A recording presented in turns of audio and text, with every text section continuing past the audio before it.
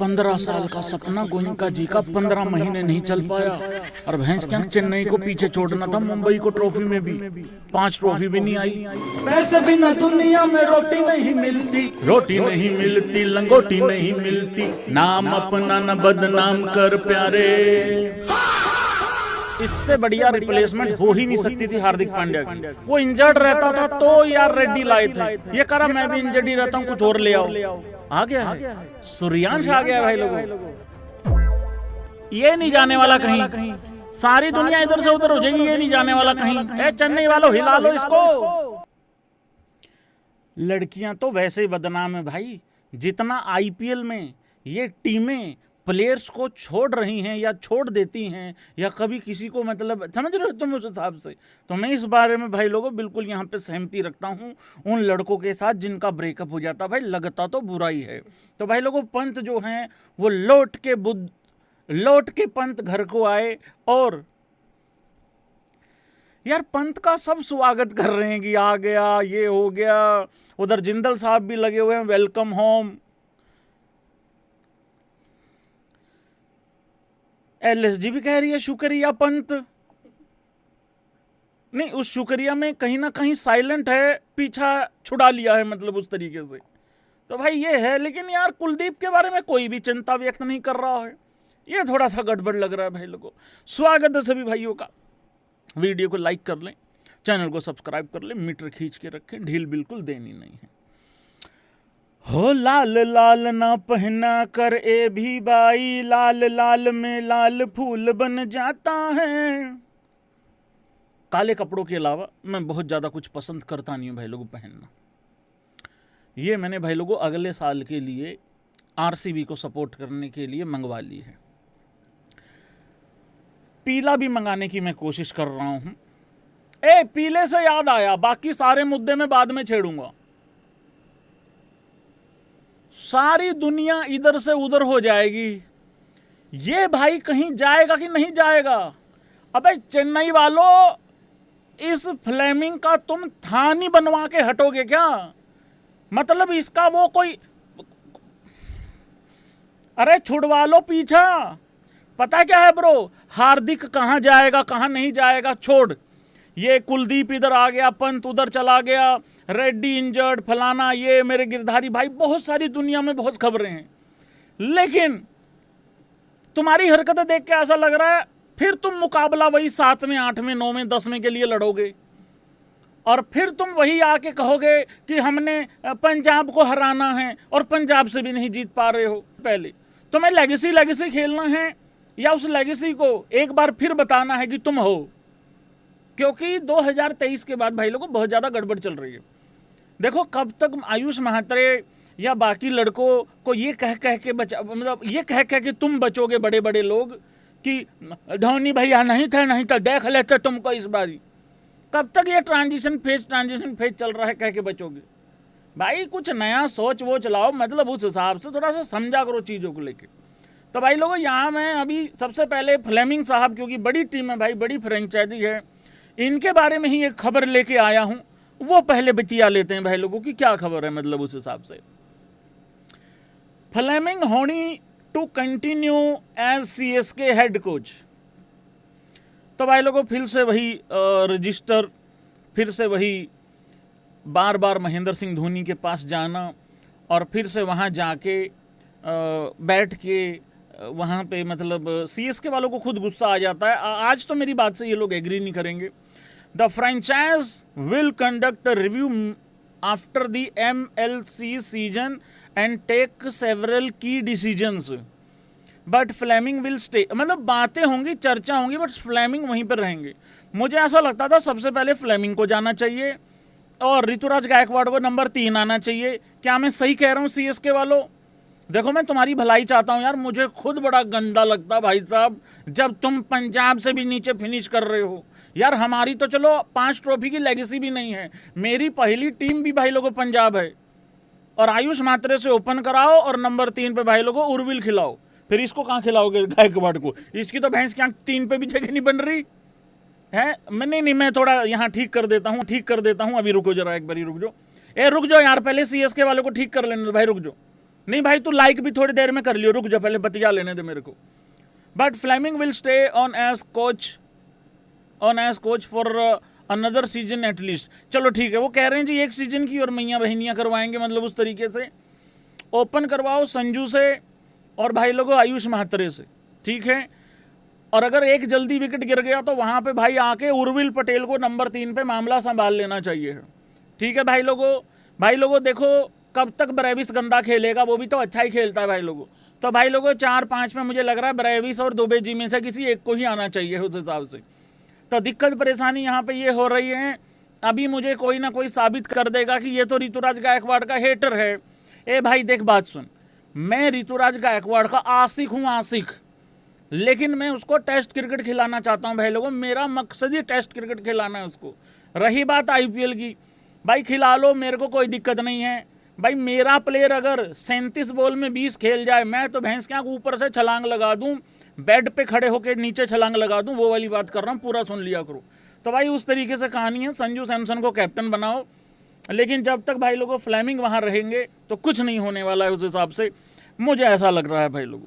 तो ये था भाई लोगों, मैं कहीं नहीं जाऊंगा, मैं वहीं रहूंगा, जिसको जाना है चला जाए, कोई दिक्कत परेशानी वाली बात नहीं है। देखिए हो जाता है बहुत बार, आप चाहते नहीं हो, लेकिन साइंस के तहत कई बार डिसीजन लेना पड़ सकता है। देखिए मैं बहुत ज़्यादा आहत हूँ। आप लोगों को पहले पता था कि राहुल मेरी फैमिली है, लेकिन अब पंत बच्चा भी मेरी फैमिली ही रहेगा। देखिए जितना भी मेरा फैमिली है वो सब दूसरी टीमों के लिए खेल रहे हैं, ये एक साइंस है। आपने 27 करोड़, देखिए मुझे बहुत अच्छे से पता था कि जिंदल साहब के पास 27 CR नहीं है।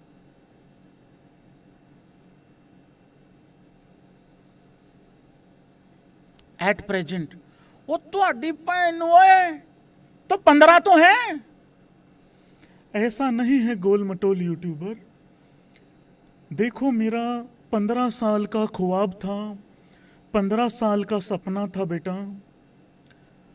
तुम्हारी तो कुछ औकात नहीं है, लाल कपड़े पहन के आ गए हो, लेकिन मैं 5-6 ट्रॉफी जीतना चाहता था। देखिए पंत को भी ये लग रहा होगा कि मैं कितने ख्वाब बुन के बैठा हूँ, लेकिन भाई साहब आप खुद बताइए क्या अच्छा सोचना बुरा है? मुझे सच में लगता था कि अगले 10-15 साल में पंत बच्चा, माही और रोहित को पीछे छोड़ देगा ट्रॉफीज में, लेकिन 15 साल का सपना 15 महीने नहीं टिक पाया। लेकिन मेरी फैमिली हमेशा पंत रहेगा। उन लोगों ने बिल्कुल सही कहा था ऑक्शन वाले दिन, किसी ने कहा बटलर ले लो, किसी ने कहा चाहल ले लो, लेकिन किसी ने नहीं कहा कि पंत बच्चे को ले लो। तो कभी कभार सुन भी लेना होता है। मैं हमेशा कहता हूं भाई लोगों, and I love Goenka ji, okay, मैं हमेशा एक बात बोलता हूं भाई लोगों, किससे सुनना है, कब सुनना है, कितना सुनना है, क्यों सुनना है, किस लिए सुनना है, किस वजह से सुनना है। देखो अगर कोई तुमको तुम्हारे क्या काम में आके ज्ञान पेल रहा और वो उस फील्ड से नहीं भी है, उसकी ऐसी की तैसी उसकी मत सुनो। हाँ, जो उस फील्ड का माहिर है उसकी तो सच में ही सुन लेनी चाहिए भैया, ठीक है। तो भाई लोगों एक 15 साल का ख्वाब था और मैं गोइंका जी के साथ हूँ। एक पुराना पोस्ट भी यहाँ पे वायरल हो रहा है गोइंका जी का। Things didn't go as LSG owner Sanjiv Goenka had expected with Rishabh Pant captaincy. और आज ललित मोदी जी भी बहुत ज़्यादा खुश होंगे। मुझे पता नहीं क्यों लग रहा आज ललित मोदी जी आज मुझे लग रहा है कह रहे होंगे अपने दोस्तों लोगों को, है पार्टी करेगा क्या, है पार्टी करेगा, आजा पनीर टिक्का खाएगा, गोइंका जी का लग गया, आजा पार्टी करेगा, रोलेक्स दे देगा मैं। तो भाई लोगों इस तरीके से भी चीज़ें हो जाती हैं। ये पुराना एक बयान है गोइंका जी का। Surely Rishabh Pant will play for at least 14 to 15 years for us. We hope to win at least 5 IPL titles during those years. ये 2025 से पहले का एक बयान था भाई लोगों, और अभी थोड़ी देर पहले खबर आई है भाई लोगों, जिसमें ये हुआ है मित्रगणों, शुक्रिया का पोस्ट भी डाला गया है यहाँ पे LSG के द्वारा। और भाई लोगों, जो ट्रेड की खबरें चल रही थी भैंस की, कैसे बड़ा यूट्यूबर बनेगा भाई, वो खबर ही नहीं रखी है भैंस की, तेरा बेड़ा करे खोजरे तेरा। तो भाई लोगों, बहुत बड़ी खबर आ रही है, ऋषभ पंत चला गया है DC, और DC वालों ने जिस तरीके से स्वागत किया है भाई, बहुत अप्रिशिएट करने वाली बात है। चाहे वो जिंदल साहब हों, चाहे बाकी लोग हों, बड़े शानदार तरीके से। मतलब तुम ये देखो, एक बार तो दिल्ली वालों के लिए let's laugh guys in a very good way हो जाए। पहली बार किसी के लिए लेट्स लाफ गाइज हो रहा है कि यार ये सच में भाई भयंकर कलाकार लोग हैं, जो भी दिल्ली के लोग करता धरता हैं। देखो, ट्रॉफी तो जब आएगी आएगी, लेकिन एंटरटेनमेंट में कमी नहीं रहनी चाहिए है। मैं क्यों कह रहा हूं ऐसा भाई, पिछले साल ये माहिर हैं, 10 करोड़ का आदमी 22 करोड़ में बिकवा दो किसी दूसरे को पिलवा दो, और फिर उसी आदमी को आधे में लेके ये कहो इसको कहते हैं धंधा, इसको कहते हैं बिजनेस। भाई तुम खुद देखो, पिछले साल भी बहुत इंटरेस्टेड थे दिल्ली वाले, ठीक है, खबरें तो ये चल रही थी देखेंगे भी नहीं दिल्ली वाले पंत की तरफ। और मैं पंत के लिए क्यों खुश हूं इसलिए भी बता देता हूं, कारण भी बता दूंगा थोड़ी देर के बाद। भाई पंत को इन्होंने फट्टा उठाते गए उधर से गोयनका जी तैयारी बैठे हुए थे। गोयनका जी तो भाई तसल्ली, गोयनका जी तो पूरी रात से पैसे गिन रहे थे, गड्डियां गिन रहे थे कि मैं पंत को उठाऊंगा जो मर्जी हो जाए। वो अलग बात है कि पंत ने फिर किसी को कुछ नहीं रखा, मतलब पूरा साल ही जलील करके गया है, और इतनी अच्छी बॉलिंग थी तब भी। तो भाई वो जो आदमी 18 करोड़ का मिल सकता था, ये भैंस का 27.5 करोड़ पिलवा गए। अच्छा, 27.5 करोड़ पिलवा के गोयनका जी को करा के अब 15 में इधर आ गया। अब ये हुआ क्या है मामला, बेसिकली ऋषभ पंत 15 CR में दिल्ली आ गया है, और भाई लोगों 13.5 CR में कुलदीप जो है वो चला गया है भाई लोगों LSG। तो ये हुई है कहानी। तो जो जर्सी पंत के पास थी वो अब भाई लोगों कुलदीप पहनेगा, नहीं सेम वाली नहीं पहनेगा, वैसे गागर में सागर भरने वाली बात है, मतलब उस तरीके से। तो ये रहने वाला है अब हिसाब किताब। अगेन गोयनका जी के चेहरे पे फिर से एक बारी बहुत ही प्यारी स्माइल है। आई होप कि ये प्यारी स्माइल इसी तरीके से बरकरार रहे। और मैंने भाई लोगों गोयनका जी को जब से अपना गुरु माना है, फाइनेंशियल गुरु माना है, लगभग कसम से कह रहा हूँ, पैसे की कमी नहीं है भाई लोग, पैसे की कमी नहीं। भाई यहाँ दोपहर को 20 का नोट रख के सोया था वो। भाई लोगों, आप लोगों को गुरु बनाना नहीं आता ना, प्रॉब्लम ये है। मोटिवेशन तो लेते हो तुम लोग, 20 का नोट रखा हुआ था भाई यहाँ। भाई तूने देखा ना, 100 रुपया हुआ मिला भाई लोगों, 100 रुपया हुआ मिला उसका। तो गोयनका जी की मैं जर्नी से बहुत ज़्यादा, उनकी जीवनी से बहुत ज़्यादा प्रभावित हूँ, और मैंने उनको अपना गुरु मान लिया है। और मैं जिसको जो मान लेता हूँ, मैं जब पीछे पड़ जाता हूँ तो फिर पड़ जाता हूँ भाई लोग। अब मैं चैन की सांस तभी लूँगा और मैं चैन से तभी बैठूँगा, नहीं तो मैं ऐसे ही थोड़ा सा बेचैन सा होता घूमूँगा जब तक मुझे गोयनका जी अपने ऑफिस में बुला के एक कोल्ड कॉफ़ी नहीं पिलाते हैं। भले ही उसके बाद धक्का दे के बाहर मारे दे के, मेरे फर्क नहीं पड़ता। मेरे को खिला पिला के चाहे सड़क पे मारो दे के, मैं क्या है, कपड़े झाड़ के उठ लेंगे, जो पेट में जाना था वो तो जा लिया। तो जब तक गोयनका जी भाई लोगों मुझे अपने ऑफिस में बुला के कोल्ड कॉफ़ी नहीं पिलाते विद गार्लिक ब्रेड, मैं नहीं मानूंगा। भक्ति है भाई, भक्ति करेंगे अपने उस्ताद जी की, क्या दिक्कत है उसमें भाई। मान लिया तो मान लिया, मतलब उस हिसाब से। Yes, why I am happy for Rishabh Pant. मैं एक आप लोगों को बता देता हूँ, और एग्री करना अब थोड़ा सीरियस मुद्दा है, एग्री करना है इस मुद्दे से।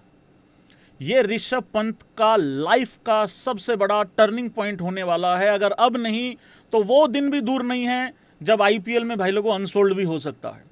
मैं क्यों कह रहा हूं ऐसा कि ये लाइफ का टर्निंग पॉइंट होगा 2027 आईपीएल। अगर अगर अगर युवराज सिंह भाई एज कोच वहां आ जाते हैं, जो कि चर्चा चल रही है, बातचीत चल रही है, हमने उस दिन जिक्र किया था ये सारी चीज़ों को लेके, इस ट्रेड पे बात करी थी और युवराज सिंह पे बात करी थी। अगर यूवी वहाँ भाई आ गया और उसके बाद भी अगर ऋषभ पंत के अंदर वो डाउट रहा ना, कंफ्यूजन रही, मुझे तो ऐसा लगता है टैलेंट की कमी नहीं है, स्किल की कमी नहीं है, मुझे कहीं ना कहीं ऐसा लगता है ऋषभ पंत डबल माइंडेड रहता है भाई जब भी आईपीएल में बल्लेबाजी करता है।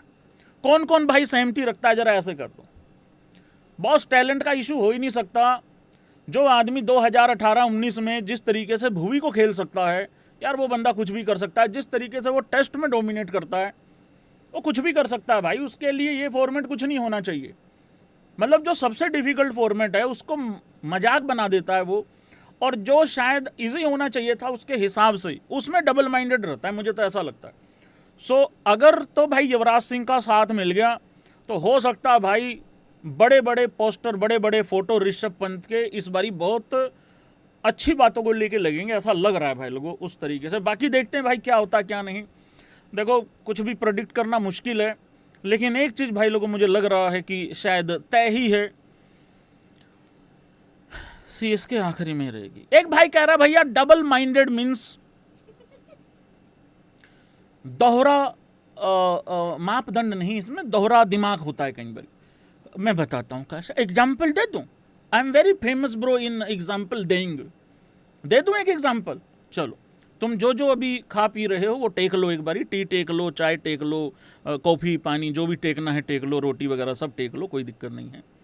मैं बताता हूँ डबल माइंडेड क्या होता है। एग्जाम्पल बहुत हटके है इसका, इस खबर से कोई लेना देना नहीं है। ताली बजाओगे तो एग्जाम्पल दूंगा भाई साहब, मोटिवेशन वाली बात है ये कि डबल माइंडेड जब हो जाता है आदमी तो क्या होता है फिर उसका। मैं एग्जाम्पल देता हूं। आप लोग कभी ट्रैवल करते हो, सड़क से ट्रैवल करते हो, मतलब किसी हाईवे से ट्रैवल कर रहे हो, किसी नॉर्मल जो लोकल सड़क होती हैं उनसे ट्रैवल कर रहे हो, तुम लोगों को सड़क पे ज़्यादा बार दुर्घटना दुर्घटना जो हुई होती है उसमें कौन ज़्यादा नुकसान हुआ मिलता है आपको, कुत्ता या बिल्ली? हाँ भाई, क्या कुत्ता? डेफिनेटली 100%। क्यों? बताता हूं क्या फ़र्क है।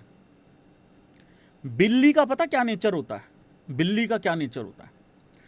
बिल्ली या तो इंतजार करेगी कॉर्नर पे, इंतजार करेगी, या फिर फट से निकल जाएगी।